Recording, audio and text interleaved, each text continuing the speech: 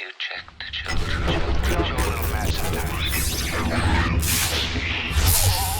Hi, I'm Chucky. Wanna play? Sometimes that is better. You're gonna need a bigger boat. Long days and pleasant nights, fellow travelers along the path of the beam. I'm Jaime and Fuego. I'm Cecil Laird. And if you please, you join us here for a bit of palaver on a very special Hail to Stephen King. Yeah, Cecil is along for the ride with me here because we have been implored by all of you following the positive response to some of the film franchise tier rankings that we did to do a Stephen King novel ranking, and he's along for the ride with me despite having not read a lot of Stephen King stuff. You've watched pretty much all the movies and stuff though, right? Most of them. Yeah, as I was building the list for that different ranking, I noticed that there are a couple of movies that I didn't realize had been Stephen King tie-ins, so I'll need to, like Trucks. Yeah. I never saw Trucks. Trucks is rough, man. So, but yeah, this is something where I'm just gonna be quiet. I'm gonna be the one controlling the graphics while Fuego does his talking, and I might just ask why or something like that at points along the way. But yeah, I'm just gonna be sort of a tech geek here, the man in the chair. Oh yeah. So we're going to be basically breaking these up by 10 years at a time. So we're going to do from 74 to 83, which entails like, Carrie and The Shining, Salem's Lot, the original Stand, classics like that. And then for our next installment, we're going to go the next 10 years after that, and then we're also going to have separate videos for the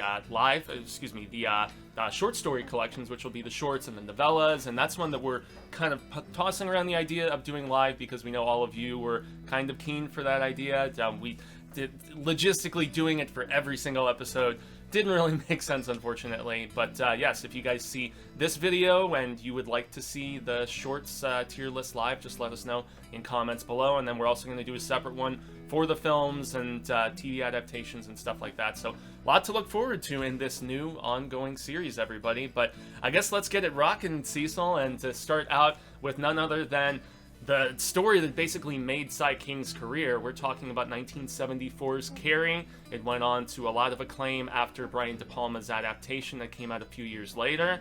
And Carrie is one that I probably would have ranked a little bit lower after my first read of it, but it celebrated its 45-year anniversary just last year in 2019, and I gave it a reread, and whereas maybe I would have put it as like a C or a B before, I think I will definitely put this in the A tier because of the fact that it's one that I think is so interestingly structured more so than anything else, because it's not straight narrative. So it basically jumps between like the actual inner thoughts of Carrie and the just full-on storytelling aspect, and then it segues into news reports, transcriptions of court testimony from Sue Snell and stuff like that, and different like research papers about just telekinetic and psychic phenomenon and stuff like that. So it shows that he put a lot more into the structuring of the book and the research and things like that, as opposed to just telling a story from the sad perspective of this girl who is picked on at all corners. I mean, she is abused by her mother at home, who is the religious fanatic, and then she is teased by girls at school. And while I'm not a woman, despite the hair and all the silliness and, a name that is often mistakenly referred to as Jaime, nonetheless, this is one that it went up in my affinity for it, at least as time has gone on, and really for being so groundbreaking in his career. And it's been adapted to all hell at this particular point. I mean, there was the original De Palma film, then there was a TV kind of reimagining that I believe Brian Fuller did, if I'm not mistaken. That was a TV bit, and then there was also the Rage Carrie 2, and then there was the one with Chloe Grace Moretz, and in turn working on another one. I know you haven't read the novel, but what's your thoughts on just Carrie as a property in general? Based on what I've seen, which is the two movies, I would not put it in the top tier of King. But obviously, having not read the book, I defer to you. For me, though, the story itself, probably a B or a C. Yeah. So let's move on to... Yeah, let's do it. Salem's Lot. Yes, Salem's Lot, y'all. So this is one that actually was higher on the list for me, especially when I was first really getting into King, and that's because of the fact that I had such an affinity for the Tobe Hooper miniseries, which I saw as a kid, and the scene with, our boy rap tapping on the window, and, just...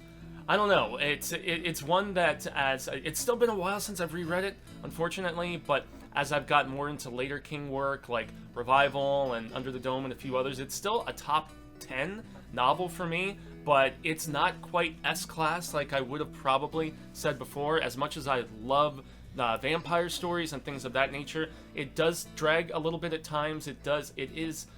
It's not quite convoluted in the amount of characters, but there's a lot to keep track of as far as this little side relationship between these two people in the town and these two in this other area and whatnot. So, I mean, it's definitely...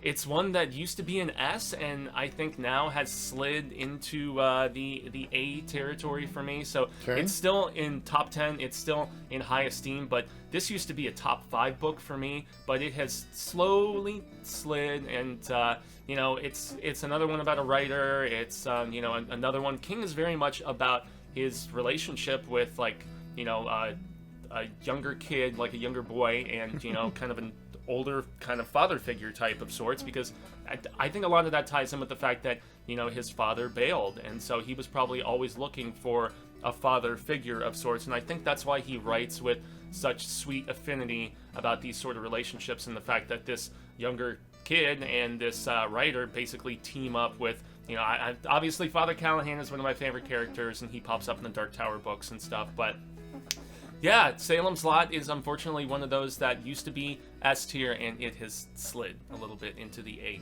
tier for me. But who knows if I give it a reread here later this year, which I plan to because it's celebrating its 45th anniversary this fall.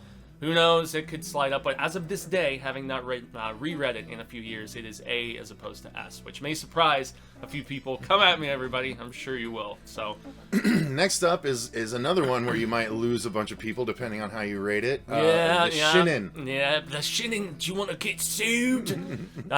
So I think people hold this one in affinity more so for the fact that, the Kubrick adaptation, which is controversial amongst King fans, because there's a lot of people that, if you've read the book, you realize the film didn't retain the sweetness and just the downward spiral that Jack, finds himself in. He starts out as a flawed, but still... you see the care and the compassion and the fact that he battles with these growing inner demons that the hotel, and also, we're already there with the drinking and breaking his son's arm and all that different stuff. But yeah, this is one that I'm gonna get a lot of shite about, man. This is a B for me at this particular point, because I personally prefer Dr. Sleep. I'm one of those controversial King fans.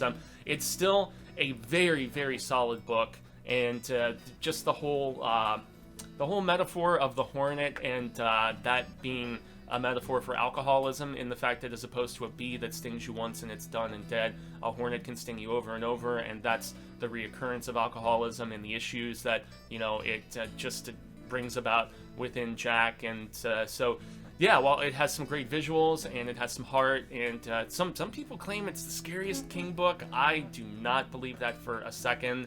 But, it's a personal opinion. I side more so with like a Pet Sematary or a Revival for scares. But, yeah, some might put this in the S ranking, but not for me, man. This is definitely a B. This is more like a B+, but, hey, everybody... It's your tier ranking. No, you don't need to apologize for anything where you're placing it. Yeah. Guys, everyone, obviously we're going to say this since we're only 3 books in. Yeah. Everyone is going to have their own opinion on where all these should go. Yeah. Just because Fuego has a different one than you, if Sorry. he does, doesn't make him dumb or not a real Stephen King fan, which I'm sure some people will say. I've done over 200 episodes of this show for 3 years now, guys, so come on. And we're putting the effort into ranking every single novel, so, cut him some slack. And if you have a differing one, let us know what your ranking is in the comments down below. Everyone's got that opportunity. So next up, Fuego, is Rage. Yeah. And this is another one that's a hot take, because it's the only book that Stephen King has taken out of publication, because of the fact that, especially after all of the school shootings went down, from Columbine onward, and horrible stuff that continues to happen, This is a D for me because not just because it's a dangerous book, a D for dangerous, but also because of the fact that while it's decently written, this is one that decently written. I'm even coming up with puns that I'm not intending upon, but this is one that has a kid who basically takes his classroom hostage, and not only because of the fact that I feel like it glorifies his perspective to a degree, there is a certain immaturity in the perspective and in the writing. You can tell King wrote this at a young age, and it also has similarities to a short story called Cain Rose Up from Night Shift that we'll talk about on a later video, but it's not as well written as I would like. I mean, language-wise, it's still Stephen King, even if he is writing as Richard Bachman. But it's no longer in publication because King saw it as a book that, in hindsight, he wasn't very proud of it, and he was like, that was a bad idea, and I don't necessarily think it's because he thought it was poorly written. And it's still Stephen King, so it's going to be better than a lot of other stuff you could read. But subject matter is really one of the main reasons why I put this a little further down. And it's a younger, less seasoned King. And for me, it's going to be one of the few in this entire tier ranking that is this low on the list. I don't even know if there's one that I'll throw in an F. There might be one or two, but all right. Yeah, there's a reason. Don't purposely not do it. If you think it belongs there, then make sure it goes there. Now the next one, technically this is the first actual publication of The Stand chronologically, but you said we should not rank this one. Instead, we should wait until next decade when he puts out the uncut version, right? Well, or we could just throw the uncut in right now. I mean, I don't know, because the uncut was basically... Let's keep it chronological. Okay. Well, technically the uncut was him taking the deleted manuscript from the 70s and putting it back into the book. So he didn't change it up or anything? No, he didn't change it up. He just put back in the stuff that was taken out. And it was like, there was hundreds of pages that Doubleday asked him to take out because they're like, you're still a fairly new author, and for that reason, we don't want to let you publish this monster of a novel. And so I personally prefer the uncut version. There are some apologists for the original, and they think it's a little leaner, a little bit meaner. If we're going to rank them both, boy, it would be really, really tough for me to not rank them both at an S because I love the core of the story so much. But, if this is the version that he ultimately wanted in people's hands, it's like the final cut of... then let's just do that. Let's just do that. So yeah, it's like the final first one's cut. going bye-bye. Yeah, peace out. Yeah, it's essentially the extent of like Ridley Scott's final cut of Blade Runner. Although that's actually even a little bit different because he finished those effects later. But you said S, right? The Stand is 100% an S. It fluctuates between 1 and 2 as my absolute favorite book of his ever. And unlike some others, like, Salem's Lot, and to a lesser degree, Under the Dome and Sleeping Beauties and Needful Things even at times, this is one that I feel like juggles all of its characters so well because they get their own setup, they get their own chapter, and then when all of those various people converge, you've already got such a semblance of who they are, what they represent, their motivations, their imperfections, and, good qualities too, because, even the bad people have good qualities in this, and the good people are flawed in their own regard. I absolutely adore The Stand. Larry Underwood is my favorite Cy King character, and so for that reason, this is 100% an S. It's of the most epic proportions of anything that King has ever written, and good versus evil, and just the most grand scale. I absolutely adore The Stand. The uncut version is the way to go, and especially the hardcover, if you can track it down, because it's got Bernie Wrightson illustrations, and it's so terrific. Curious what CBS All Access and Josh Boone are doing with this new version. So next up is The Long Walk. Long Walk. Another one that is finally going to be adapted. They've been trying to do it for ages and ages. I believe the director Darabont was trying to do this at one particular point.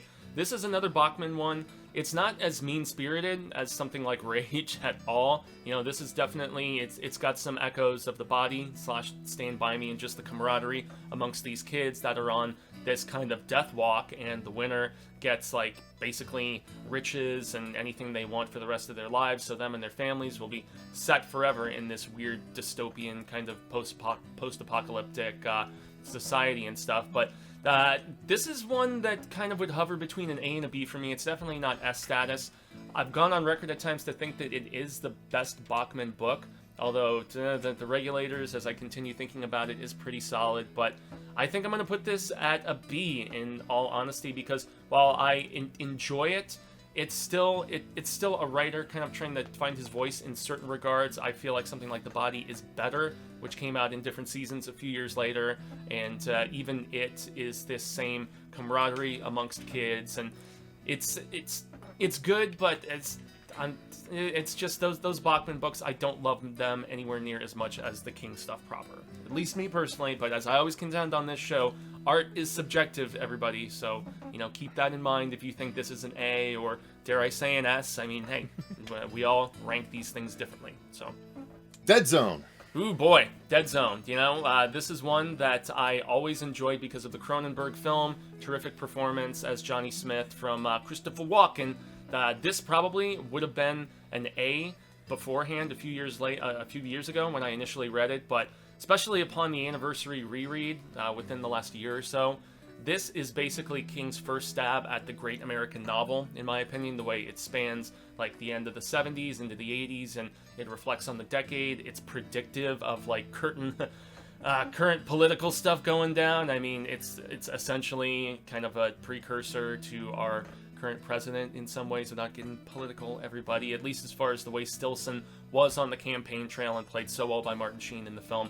This is an S tier for me. This has risen in the ranks upon just reflection and just the sympathetic nature of somebody who makes a sacrifice that's never known.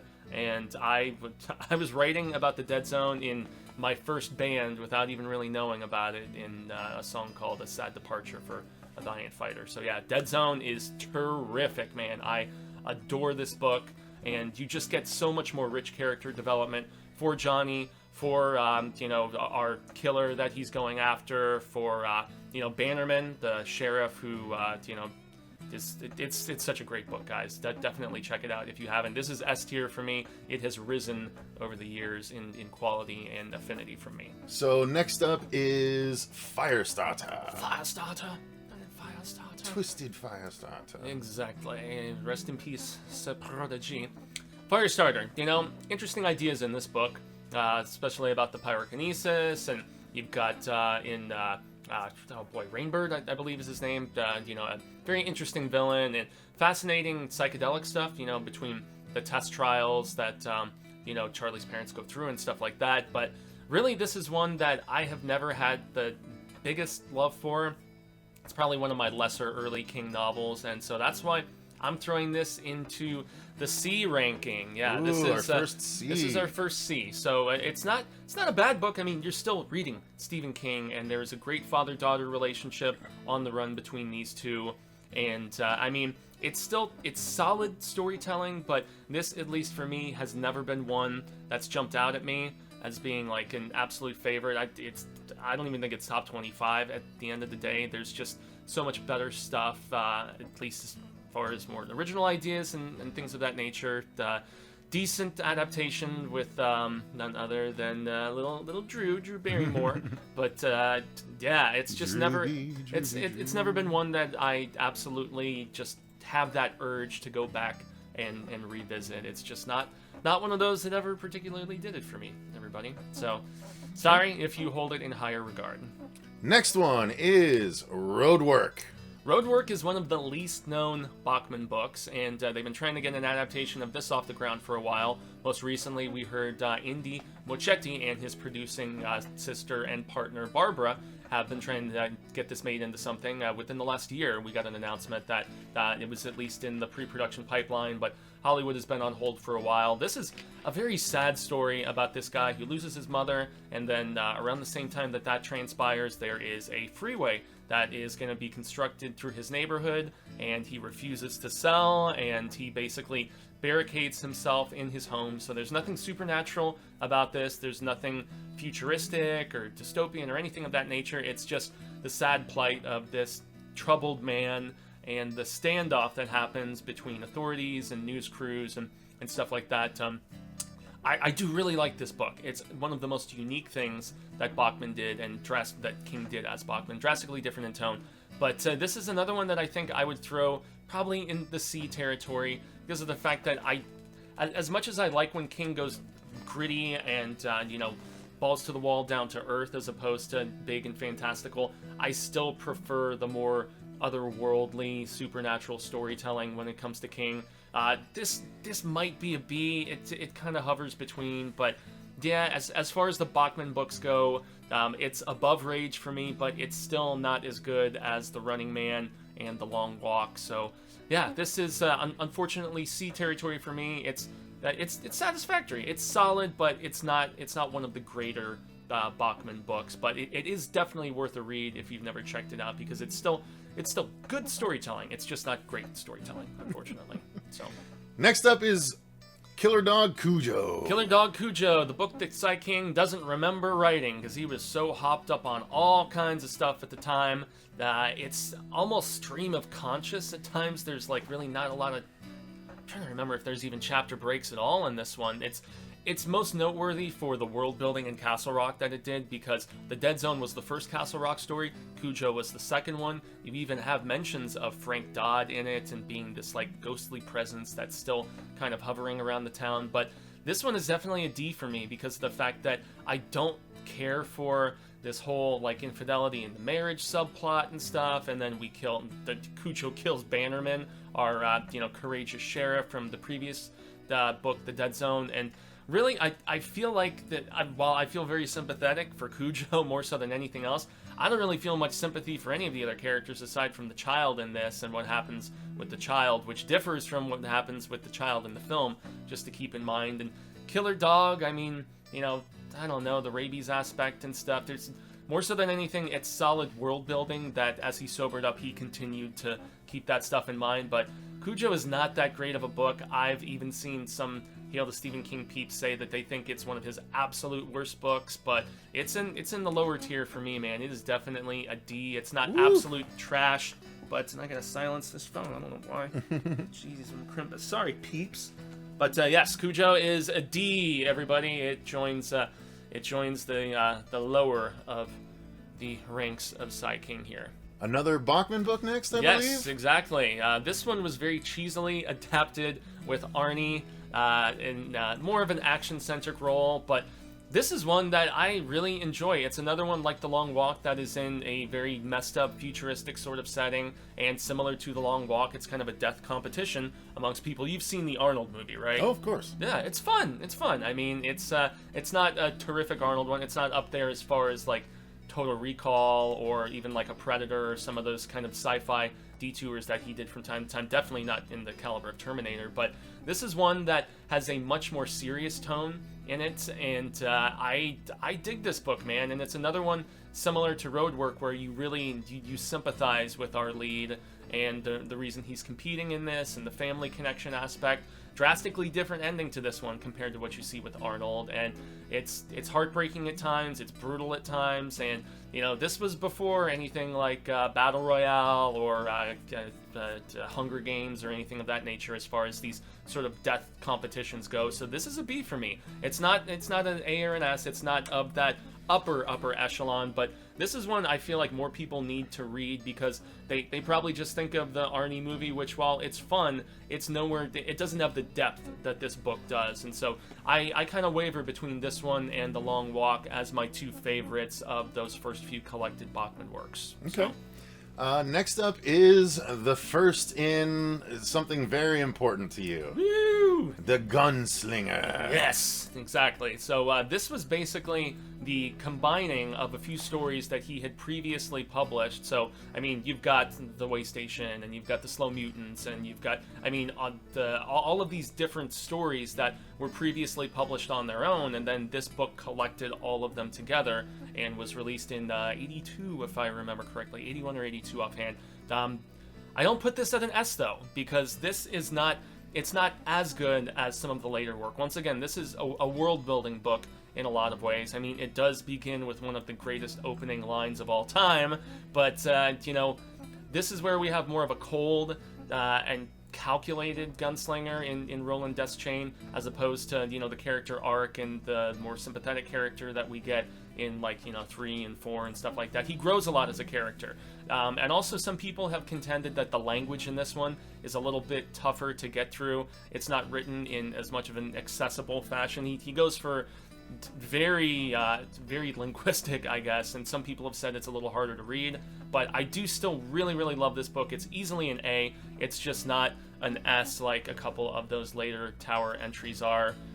So yeah, the original Dark Tower, the Gunslinger, well, it's got some terrific passages, including the palaver between the Man in Black and the Gunslinger, that short bit of it that I told you about, which is some of the most psychedelic stuff that Stephen King has ever written about, you know, the nature of the universe and all kinds of different things like that. It is a psychedelic head trip, that is for damn sure. But yes, the Gunslinger, it's an A because it's not quite up to par with entries like 3 or 4, at least for me. So Next up is the prequel to From a Buick 8, Christine.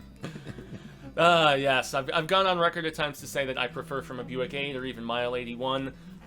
Maybe that's a little bit of an overstatement. I don't care for the film that much. This is one that works on the page a whole lot more for me because as John Carpenter's film, despite having a great score and stuff, it just comes off as a little cheesy, in my opinion. Do you like the movie?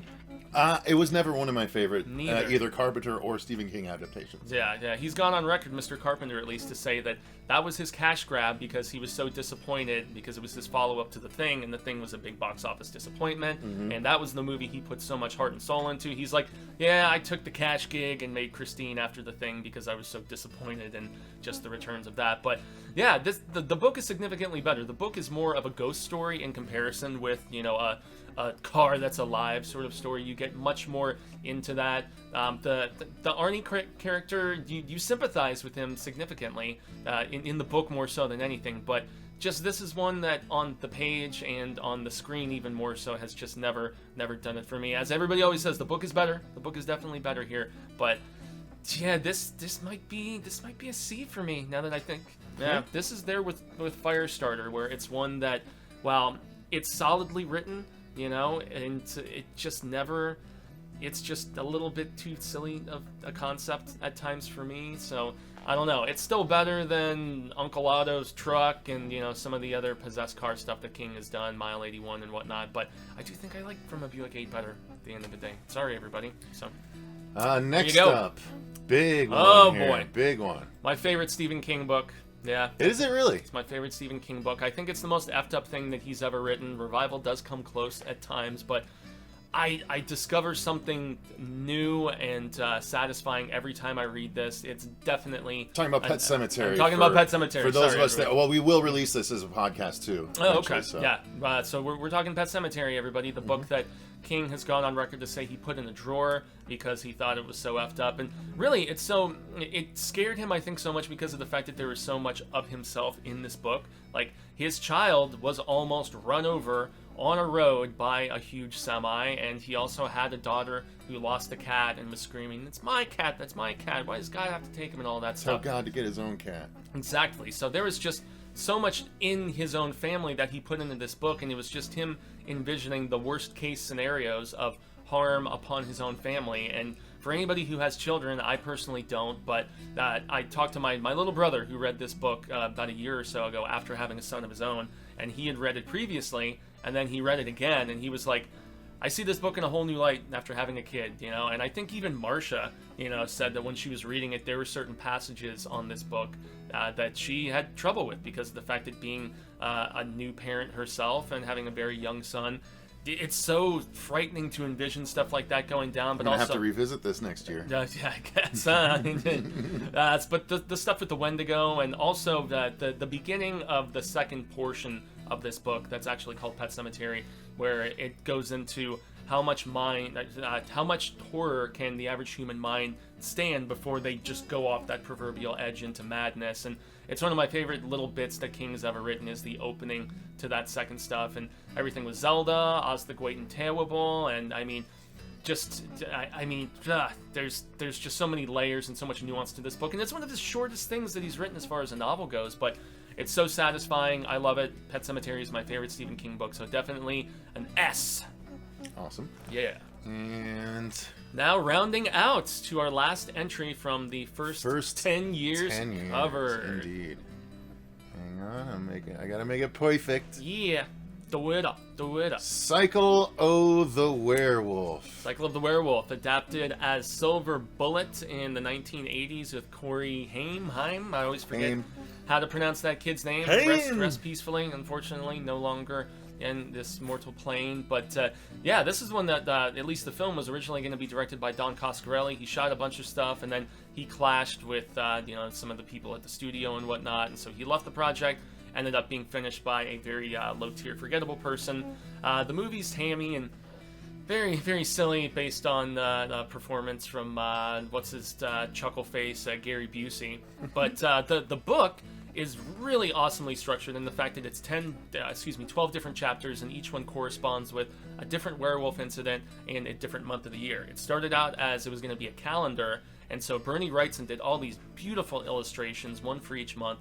And King started crafting a story around each corresponding image, and he's like, I actually think I have a book here. And so it's more on the novella side of things, but they do classify it as a novel at the end of the day. But yeah, this is one that I wish more people have checked out, because despite its simplicity, King hasn't really written about werewolves very much. And this is a terrific story, man, especially the entry in February about this woman who is just longing for a lover, and she's just sad that she doesn't have anybody on Valentine's Day, and then a werewolf shows up and kills her. It's a really cool scene, and this is one that it's not as status or anything, and oh boy, I struggle to put it as an A because of the fact that it's so short and whatnot, but it is a very solid B in Cycle of the Werewolf. It's actually one of the few that I've actually read. Yeah. Because it's so easy. And yeah, I'd say it's a B, but it's enjoyable. Yeah, the Bernie Wrightson artwork is unbelievable. It's great. But it's still a solid. It's like a B horror movie. It's like a B horror book. Yeah, exactly. Yeah, great illustration, solid storytelling, and it's one you could read in like an hour or two. Nice brisk night little read. So track it down if you can. So that's the first decade, and we have just crossed basically the 30-minute mark. Cool. So you think we might as well kill it there, and then we'll come back. So it looks like we'll probably get around to do about 5 episodes of this, ranking the Stephen King horror novels. Yeah. We've still got some time, so maybe we'll record 1 or 2 more episodes while we're here. But yeah, guys, so I hope you enjoyed it. I actually learned quite a bit, too, little reasons as to why he put... This is why I like the tier ranking, though. Do you see how it's different than, just ranking them against each other? You know what I mean? You can literally be like... When you have those times where you're like, I like this one as much as this one. I think they're both super high quality now. You can do that. Yeah, that's where it's like you don't have to pick your favorite child. You're like, I love my children equally. I love The Stand as much as I love Pet Sematary. So there you go. There you go. So if you guys enjoyed this episode, let us know in the comments down below, as well as give us your differences or similarities with your rankings if you had those. We're obviously curious to know y'all's opinion. And list your own.